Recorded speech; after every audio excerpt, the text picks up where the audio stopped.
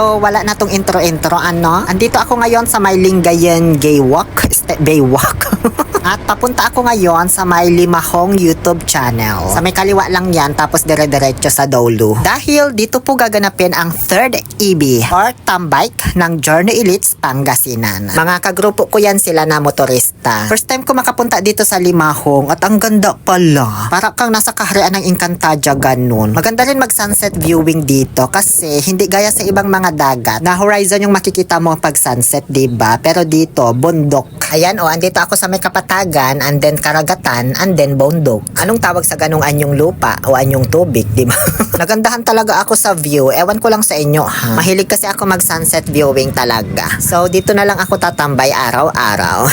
Sana walang makakita sa akin.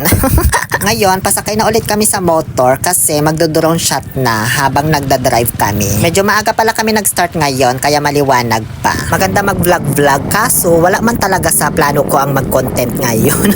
Kung kailan ang ganda ng panahon, Diyos ko. Hindi kasi talaga sana ako a-attend dito sa third eyeball namin. Gawa ng may Hunger Games pa ako last night.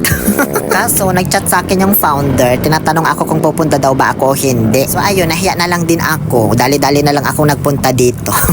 Kaya medyo late na rin akong nakarating ba. Tas di na rin ako nakapag-shoot ng intro sa bahay. Natakot man kasi ako baka i-terminate na ako. Charot oy. Mababait sa akin yung mga admin dito, no? Lalo't ako lang yung bukod tanging tomboy dito. Ang baba man ng camera ko, dito tuloy kita masyado yung view. Dapat pala nasa bandang itaas yung camera, nasa helmet, ganyan.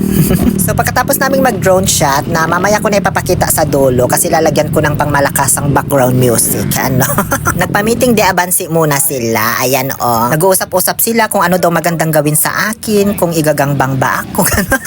Charot oy. Hindi, nag-uusap sila kung anong sunod na gagawin ba after nitong prayer meeting. Kung mag-rally din ba kami against sa corruption, ganun. Sabi mag-coffee muna daw kami bago umuwi. Wala man ako dalang mainit na tubig tsaka 3-in-1 Kaya sabi ko, hindi na po ako makakasama sa inyo kasi may exam pa ako bukas. Ginaya yung rason ng isa.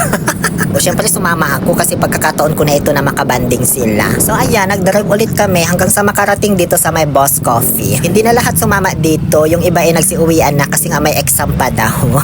May mga estudyante din pala kaming mga member dito. Iba na talaga henerasyon ngayon. Samantalang ako noon, nung estudyante pa ako, bisikleta na nga lang, hihiramin mo pa.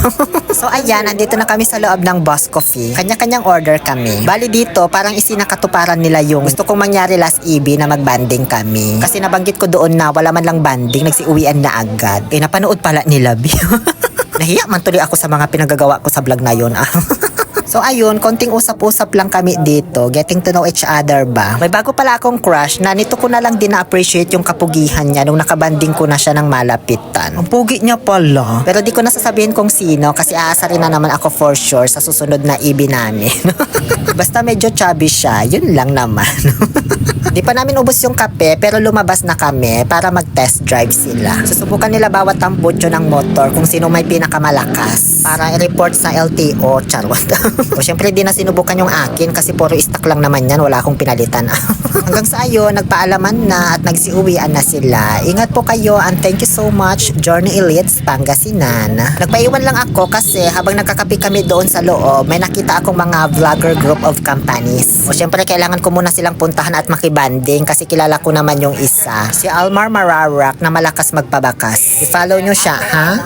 Hi sa mga idol natin, shoutout sa mga idol, paano to mga followers natin, at basta Almar Mararak, Anto, paano to mga idol, hey! Syempre, kilala nyo na rin to siguro, si Miss Ligaya Jackson, i-follow nyo din yan. At syempre ang ating aspiring content creator na si Christian Aquino, i-follow nyo din po. I-follow nyo po silang lahat kung inyong mamarapatin. Ano po? Yun lamang po, muli ito po ang inyong Lonely Pill Oliver Castro na nagsasabing, no to toxicity, let's make people happy. And please be kind always. Wala mang bayad niyan. Hindi yung puro kayo bash ng bash. Kung may mali mang nagawa yung tao, i-correct nyo in a proper way using proper words. Hindi yung puro kayo bash kasi di nyo alam pinagdadaanan ng tao. Tignan nyo naman yung balita ngayon. Pang ilan na yan na mga nagkaroon ng mental health issues dahil sa social media. Alam nyo, social media is not that toxic naman People are. Tayo naman talaga yung nagpapatoxic sa social media. Kaya ko nga nagawa yung outro ko na no to toxicity, let's make people happy kasi dumaan din talaga ako sa sandamakmak na bashing. Hanggang ngayon pa rin naman. At hindi talaga maganda sa mental health sa totoo lang. Kaya kung mahina ka, you will end up miserable talaga.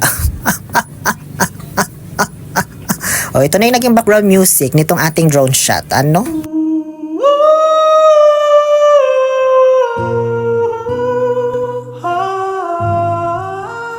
Credit to Aljur Abrenica ha para sa background music. Sana hindi ma-copyright. Ano?